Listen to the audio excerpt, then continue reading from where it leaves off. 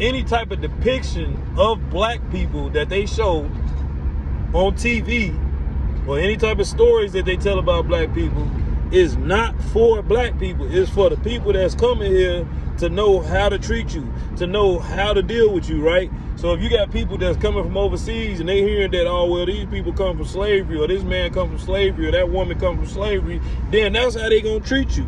Like you a slave, like you not entitled to anything, like you don't know nothing. And they gonna feel like, just like any other, when you hear rumors, they gonna feel like that they know more about your history than you know, because they teach foreigners that we came over here from Africa so many hundred years ago.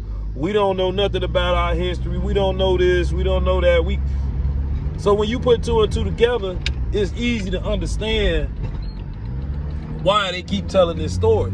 Because these people, they teaching people how to treat us. It's that simple. It's not as advanced. It's not as advanced as people try to make it out to be. Right?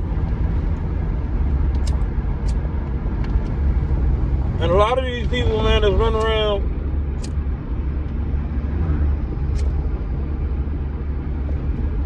a lot of these so-called black people that's running around telling these stories, man, you don't know who the hell these people are, man. It'd be crazy. We just get so comfortable with strangers just coming out telling us anything about us. Study watching videos where some white woman or some white man or some Mexican man sitting up here talking about all African Americans and black Americans, and like, how the fuck, man? You don't see no black people sitting there trying to talk about white people history. None. The only time you don't see no black people sitting here talking about Mexican people history. You just don't see it. But some way, somehow, you always see people that's not from this country over here trying to explain to us our history. And they don't know it. These motherfuckers barely know their own history.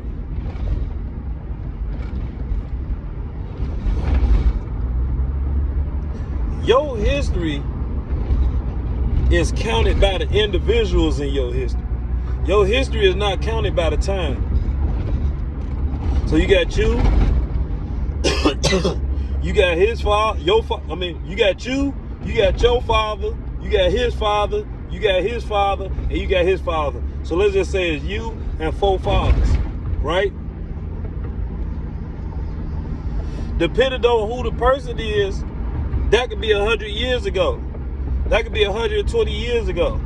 100 years ago for me, genetically, is not 100 years ago for you.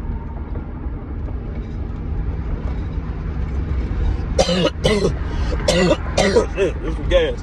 This was gas. Everybody's time frame is different in history. But you know, they try to all bunch us in, especially as as so-called black people. They try to bunch us all in and make us into one big ass ball. You ever wonder why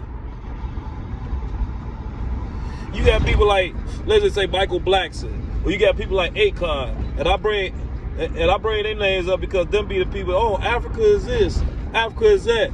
Oh yeah, you'll love it in Africa. I advise everybody to go back. So why the fuck is you not in Africa? Why is you not in Africa? Every time you see this nigga is in America. It don't make sense.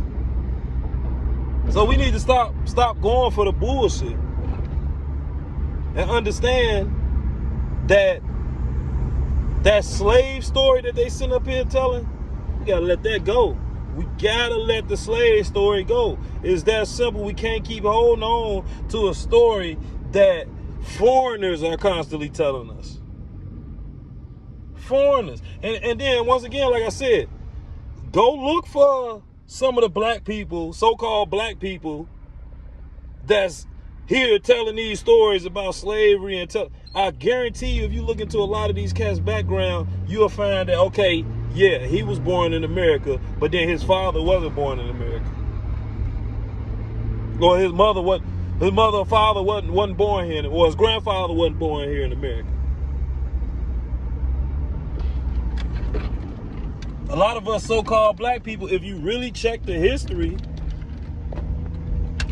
you not gonna find no history of your family coming here in America. And look, man, they could try to sit here and say it was lost and this, that, and the other. Come on, man.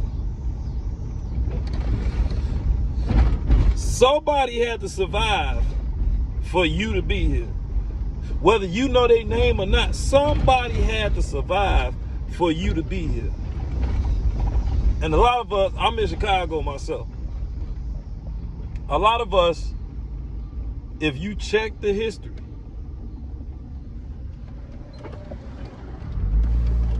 a lot of us is going to say that we came from Mississippi and Arkansas, Confederate states, the states that lost the war. See, we got to understand this, man.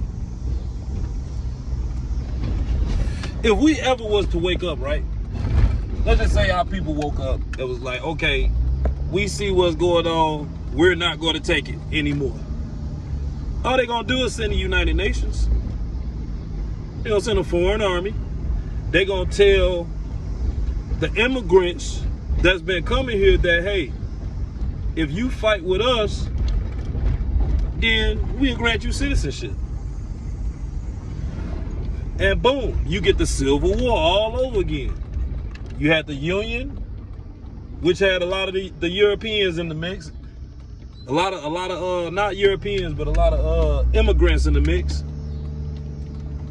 And they told them immigrants, hey, it's a free fall. You fight, you win, you live, mother. And that's exactly what happened. And so when you think you had them guys coming from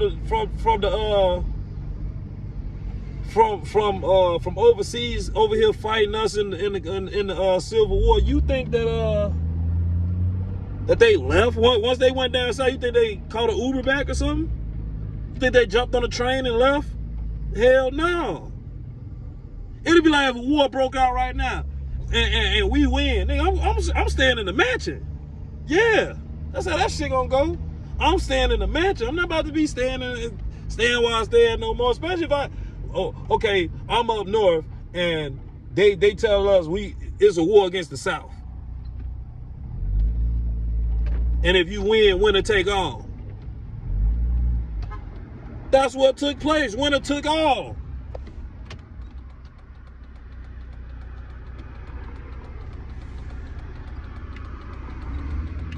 How the hell you think after the war ended, the president at that time, who was the president of the Confederacy, don't quote me on that, I think his name was Jefferson Davis, how the hell you think he was able to still live? He didn't even get executed.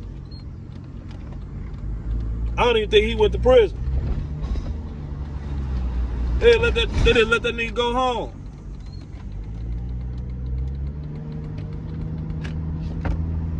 It's a land grab.